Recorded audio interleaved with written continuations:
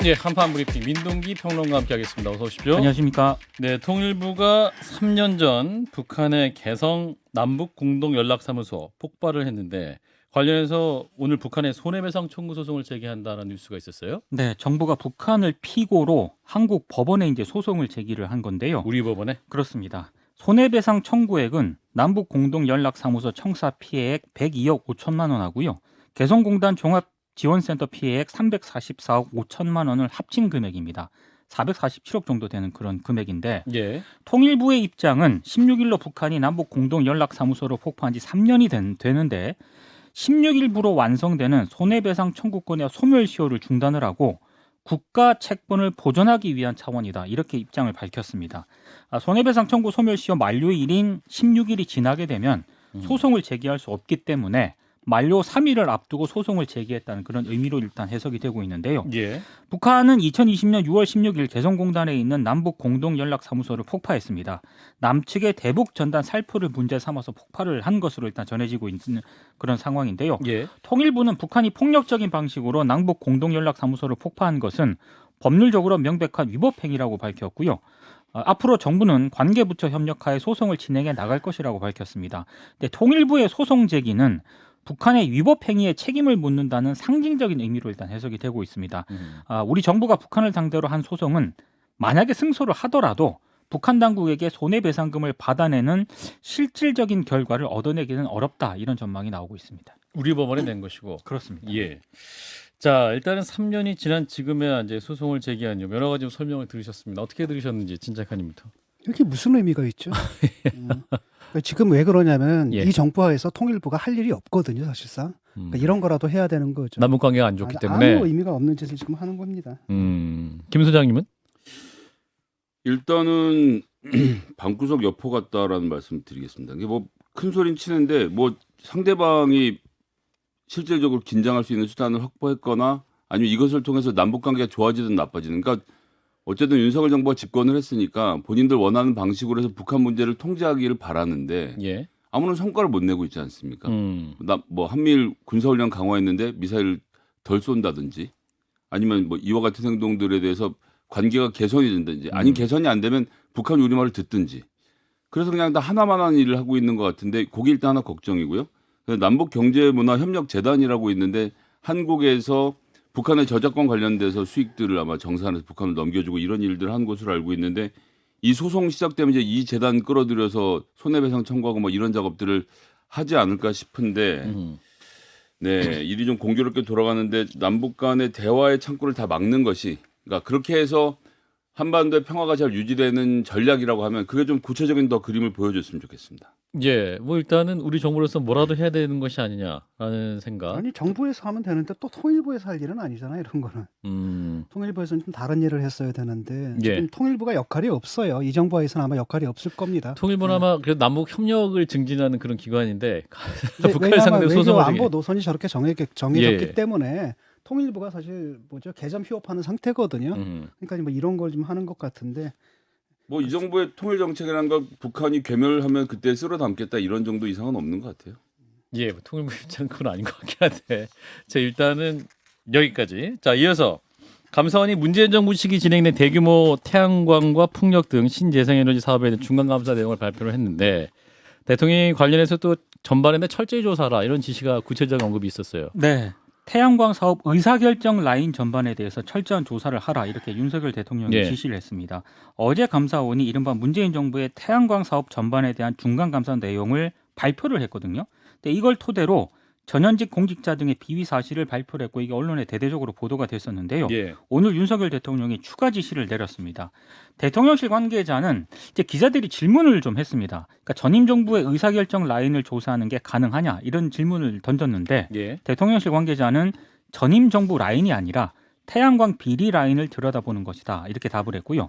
감사원에서 감사를 했지만 미처 하지 못한 부분을 공직기관 차원에서 보겠다는 것이라고 일단 입장을 내놓았습니다. 그래서 감찰 결과에 따라 해당자의 징계를 요구할 수도 있고 법을 위반한 것이 명백하면 수사로 이어질 수 있다. 이렇게 이제 입장을 내놓았는데요. 예.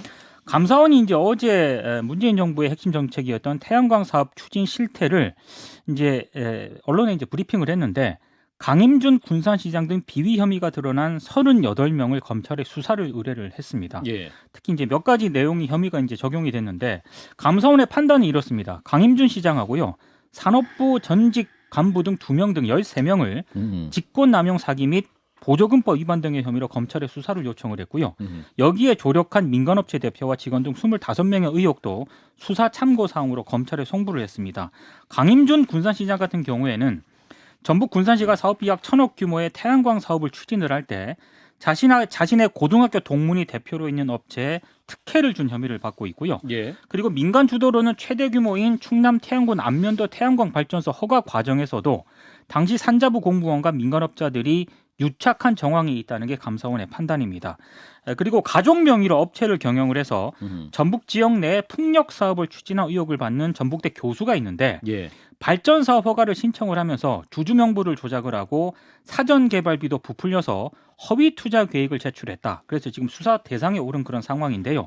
감사원의 수사 요청 대상은 앞으로 더 늘어날 가능성도 있습니다. 최종 완료된 게 아니군요. 그렇습니다. 그러면. 지금 한국전력과 발전 자회사 등 이른바 신재생 업무와 관련된 기관들의 임직원 가운데 사적 이해관계를 신고하지 않고 자신의 태양광 사업 관련 업무를 수행을 하거나 미공개 내부 정보로 사적 이익을 얻은 사례도 감사원이 일부 확인했다고 밝혔거든요. 예. 그러니까 이거에 따라서 또 수사 요청 대상이 더 늘어날 가능성은 충분히 있는 상황입니다. 예. 말씀하신 대로 이제 감사는 최종 종료가 안 됐습니다. 그럼에도 불구하고 이제 중간 과정을 듣고 또 대통령이 직접 언급도 했습니다. 또 어떻게 들으셨는지 진 작가님.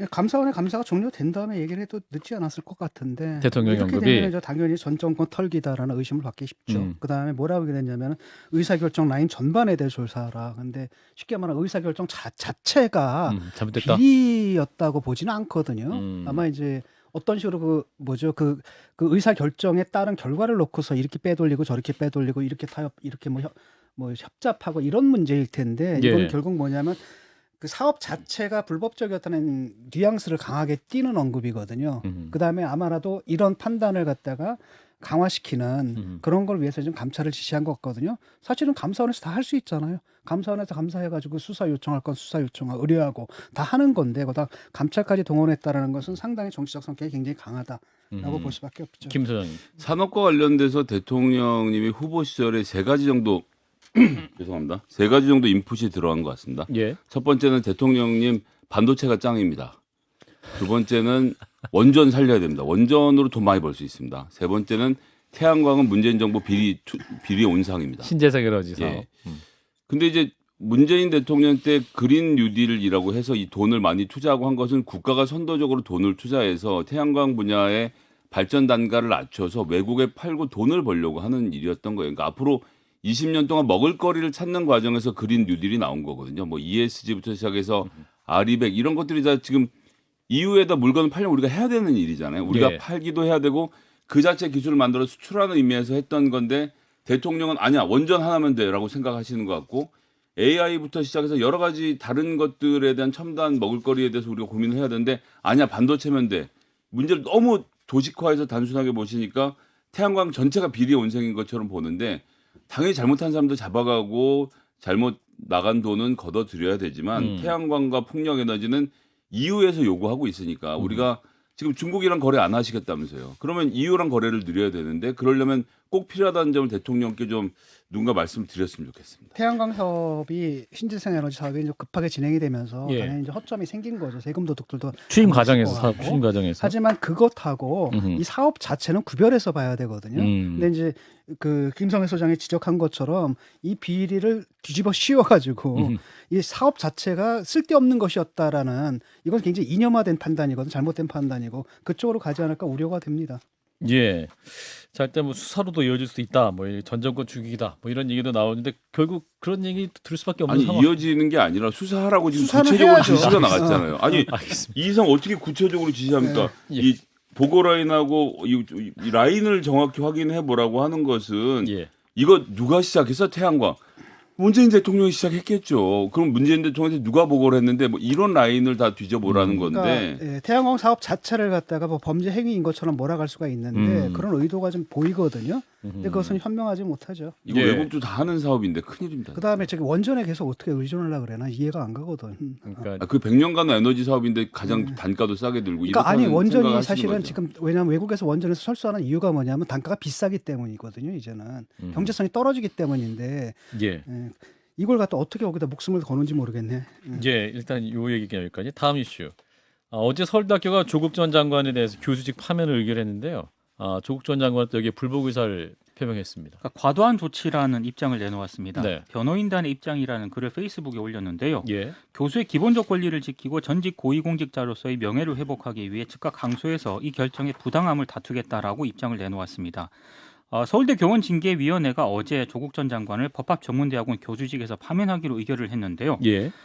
뭐 다 아시는 것처럼 조국 전 장관 등은 아들의 서울대 허위 인턴 활동 증명서 등을 고려대와 연세대, 충북대 법학전문대학원 지원 당시 제출을 해서 각 대학교 입시 업무를 방해한 혐의 등으로 재판에 넘겨졌습니다. 예. 서울대가 원래 2020년 1월에 조국 전 장관을 교수직에서 직위 해제는 했습니다. 왜냐하면 정상적인 직무 수행이 어렵다고 판단을 했기 때문인데요. 예. 다만 검찰의 공소 사실만으로는 사실 입증에 한계가 있다며 당시 징계 절차를 밟지는 않았습니다. 근데 지난 2월 3일이죠. 서울중앙지법 형사합의 21부-1부가 1심 공판에서 징역 2년에 추징금 600만 원을 선고를 했고요. 조국 전 장관 측은 선고 당일 항소장을 제출을 했지만 서울대가 1심 판결 결과를 토대로 징계 절차에 착수를 했습니다. 조국 전 장관 측은 서울대 헌법이 보장한 무죄 추정의 원칙을 존중해서 청탁금지법 위반에 대한 판단이 최종적으로 내려지기 전까지 징계 절차를 중지해 주길 요청을 했지만 이제 서울대는 지금 일단 받아들이지 않은 그런 상황이고요. 예. 조국 전 장관 측의 입장은 조국 전 장관 딸에게 장학금을 준 지도교수 노환중 교수도 1심에서 유죄 판결을 받았지만 부산대가 2심 판결이 나올 때까지 징계 결정을 보류했다. 그래서 본인도 이제 이렇게 해야 된다라는 그런 취지의 주장을 하고 있습니다. 예. 조국 전 장관은 징계위의 파면 결정에 불복을 해서 교원 소청 심사를 청구할 것으로 보이고요. 만약에 이 소청 심사가 받아들여지지 않을 경우에는 법원에 행정 소송도 제기할 가능성이 있습니다. 예. 자, 조국 전 장관의 파면 의결 불복. 이거는 어떻게 보셨는지 진 작가님부터. 좀 너무 뻔뻔하지 않아요? 그러니까 이 지금 한다는 얘기가 뭐냐면은 그 징계위에 제소될 때 세 가지였는데 그 중에 두 개가 무죄를 받았고 하나는 내가 싸워서 이기겠다 이거거든요.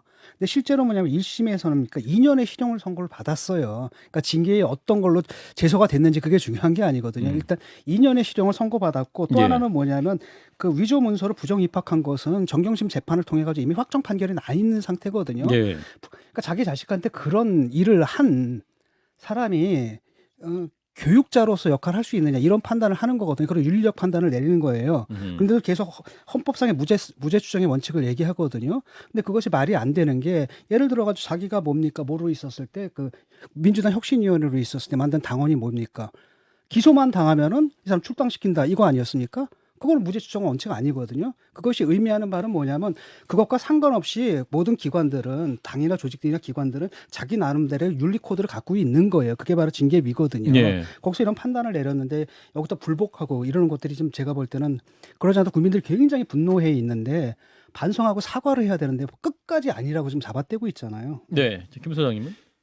예, 서울대가 애시당초 판정을 미뤘던 이유는 공소 사실만 가지고는 좀 어렵다. 판결을 지켜보겠다라는 거였는데 입장을 왜 바꿨죠? 국민의힘에서 징계하라고 압박을 넣었고 결국은 윤석열 정부가 들어서고 나서 교육부가 조국 교수 건에 대해서 징계하지 않았던 오세정 총장에 대해서 징계하라고 요구를 했습니다. 서울대 법인화 이후에 처음 벌어진 사건이었고요. 결국 주인과 처분 아마 받았죠. 그렇게 되고 나니까 총장이 결국 위축돼서 징계위원회를 열어서 징계를 한 상황으로 보이기 때문에 왜 교육부가 대통령이 이런 문제까지 다 간섭을 해서 법인화해서 독립적으로 운영되고 있는 서울대 운영에 대한 압박을 가하고 있는 것인지 되묻지 않을 수 없죠. 조국 교수 관련된 일은 법원이 알아서 판단하겠죠. 다른 교원들도 말이죠. 법원 판결 이전에 다 이런 징계를 받았어요. 아무도 거기다 이의 제기하지 않았거든요. 조국만 이게 왜 안 되냐. 징계위도 못 열었냐면 지난 정권이었기 때문이거든요. 지난 정권에서 눈치를 봐가지고 못 연 거예요. 그래서 지금 이 판단을 내리는데 3년 6개월이 걸렸거든요. 그러는 가운데 조국 교수는 급여를 받았어요. 계속. 3년 5개월 동안. 그다음에 재판을 가지고 1심, 2심, 3심까지 가고 하면은 몇 년 동안 또 급여를 받는 거거든요. 예. 이게 말이 됩니까? 예. 자, 일단은 행정소송 재개 가능성도 논의되고 있는데 일단 좀 여기까지 논의하기로 하죠. 자, 민동기 평론가였습니다. 고맙습니다. 고맙습니다. 좋아요. 구독. 알림 설정.